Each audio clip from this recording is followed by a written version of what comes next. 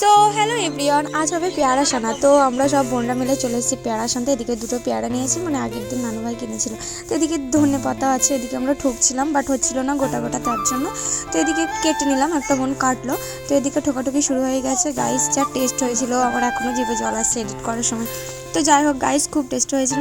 তো এদিকে আমাদের একটা স্লাইস নিয়ে আমি একটু খেয়ে নিলাম, তাও বেশ মিষ্টি আছে। তো এদিকে আমাদের এটা পেস্ট করা হয়ে গেছে। এবার আমাদের ধনে পাতা আর লবণটা পেস্ট করছে। তো এদিকে কাঁচা লঙ্কা পাইনি, তো শুকনো লঙ্কা দিয়েই কাজ সারিয়ে নিয়েছি গাইস, খুব টেস্ট হয়েছিল বলছি না। তো এদিকে আমাদের এটাও পেস্ট করছে, তারপরে আমি তুলে নিলাম বাটিতে।